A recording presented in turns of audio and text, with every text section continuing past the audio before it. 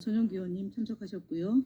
저희 더불어민주당 국민소통위원회 허위조작감시단 안에 공익변호인단에 활동하고 계신 김태현 변호사님 참석하셨습니다. 먼저 민주파출소 현황부터 말씀드리겠습니다. 3월 14일 9시 기준 5,898명이 방문했고 1,982건이 제보 접수됐습니다. 어제의 100단위로 떨어졌는데 오늘 다시 급등하는 현상을 볼 수 있습니다. 매체별로 보면 네이버가 24.82%로 제일 높은 수치를 기록하고 있고요. 유튜브가 20.33%, SNS 13.72%, 커뮤니티가 8.88%, 틱톡 3.03% 순으로 제보되었습니다. 한 주 동안 있었던 주요 제보 내용을 간단하게 말씀을 드리겠고요. 저희가 늘 하던 거짓말 시리즈를 하겠습니다. 그리고 뒤이어서 윤석열 암살 음모론, 헌법재판소 LNG 자폭 등 극우 세력의 허위 조작 음모론 유포 행위에 대해서 강력히 규탄하면서 저희가 고발한 내용을 포함해서 브리핑하겠습니다. 그동안 한 주 동안 있었던 주요 제보 내용은 첫 번째로는 이재명 대표와 박찬대 원내대표 등을 포함한 민주당 인사들에 대한 테러 위협 등에 대한 제보입니다. 두 번째로는 탄핵 찬성 개정에 대해 사이버 불링을 주도하거나 내란을 옹호하며 허위 사실을 유포한 정황에 대한 제보에 대한 말씀을 드렸습니다. 세 번째로는 헌법재판소에 대한 여론 조작 행위와 폭력 선동 등과 관련된 제보입니다. 특히 헌법재판소 자유 게시판에서 매크로를 이용한 조직적인 여론 조작이 있었고요. 저희가 3월 13일 기준으로 헌법재판소 자유 게시판에 등록된 게시물 중에 35,000건이 삭제되었습니다. 이는 단순 실수가 아니라 조직적인 증거인멸 시도이기 때문에 이에 대한 추적은 끝까지 해서 저희가 법적으로 처벌을 받도록 하는 조치를 취해 나갈 것을 말씀드립니다. 주요 대응 현황에 대해서 말씀드리겠습니다. 국민소통위원회 허위조작감시단은 오늘 윤석열 대통령 탄핵에 인용될 경우 문형배 헌법재판소장을 살해하겠다고 공개적으로 예고한 유튜브 채널 좋은대한민국 유재명에 대한 경찰 수사를 의뢰합니다. 해당 유튜브 채널은 소개글에서 윤석열 대통령의 복귀를 위해 목숨을 걸고 싸우겠다. 만약 그게 안 될 시에는 몇몇을 죽이고 분신 자살하겠다라고 밝히며 해당 계정의 게시물을 통해 헌법소장에 대한 테러를 수차례 예고하고 있습니다. 네, 국민의힘 거짓말 시리즈 56번째 발표드리겠습니다. 권영세 국민의힘 비상대책위원장이 3월 13일 내란 수계 윤석열의 파면을 촉구하며 삭발한 전진숙 의원의 발언에 대해 삭발한 머리카락을 집신으로 삼아 헌재에 보내겠다고 한다. 이 정도면 스토킹 범죄자 수준이다 라고 주장했습니다. 답답합니다. 정진숙 의원은 국민이 어떠한 마음으로 윤석열을 파면을 촉구하는지 그 절절한 마음을 집신이라는 은유적인 표현을 했을 뿐입니다. 그것을 말꼬투리 잡아가지고 시비를 거는 것은 국민의힘은 앞으로 은유적 표현을 안 쓰겠다는 것으로 이해하겠습니다. 스토킹은 인용시 전쟁 등의 막말을 하며 끊임없이 헌재와 국민을 겁박하는 국민의힘 소속의 인사들이 자해하고 있는 것입니다. 특히 장제원 전 의원은 자신의 비서를 와의 문제도 그렇게 가면 나는 어떻게 하는 거냐 따위의 스토킹 메시지를 보냈다는 의혹을 받고 있습니다. 국민의힘은 거짓 선동을 멈추고 자당의 진짜 스토킹 발언과 범죄 의혹에 대한 대처부터 고민하시기 바랍니다.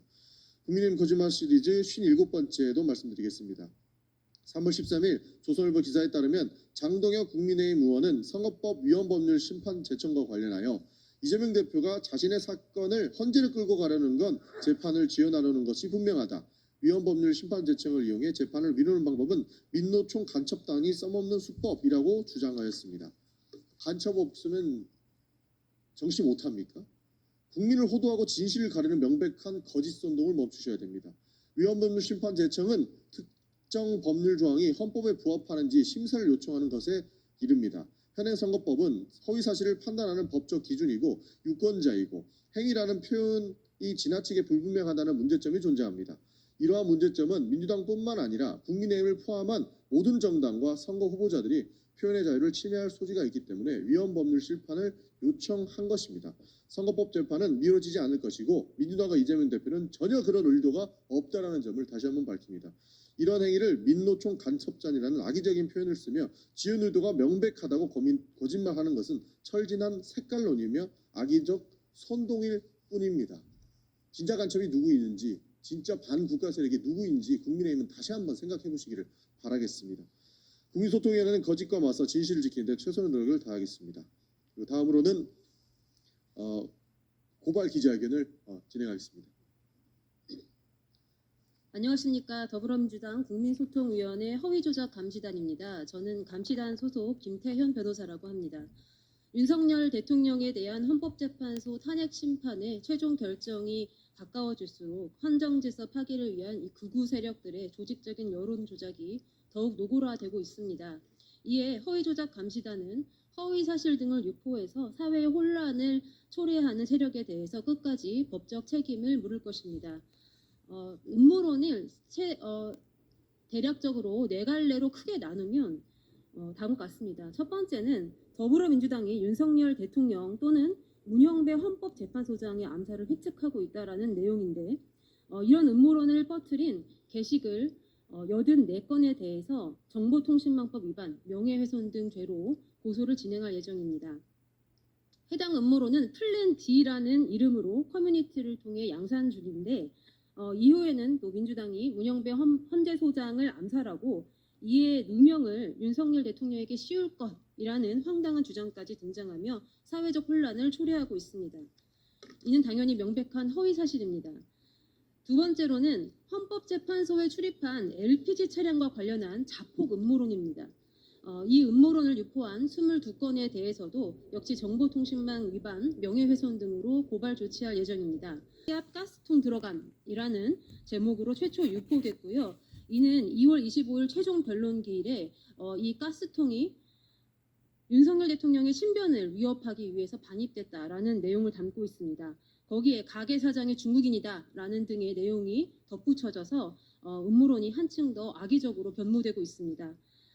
일부 극우 세력들은 단순한 온라인 선동을 넘어서 사업장에 전화하고 직접 방문까지 하면서 이 LPG 사업주의 생업을 방해하는 행위를 이어가고 있습니다. 하지만 해당 LPG 차량은 헌법재판소 인근 지역을 경호하는 경찰 경비대의 난방용 LPG 가스를 배송한 차량일 뿐이고 헌법재판소도 해당 사실을 확인한 바 있습니다. 그럼에도 불구하고 계속해서 이런 악의적인 허위 사실을 유포하는 자들에 대해서는 끝까지 법적 책임을 묻겠습니다.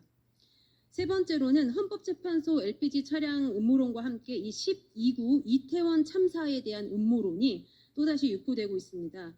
극우 세력들이 유가족들의 고통을 외면한 채 자신들의 정치적 이익을 위해 가짜 뉴스를 생산하고 있는 것인데요. 여론을 호도하기 위한 이 행위도 당장 멈춰주시기를 부탁드립니다.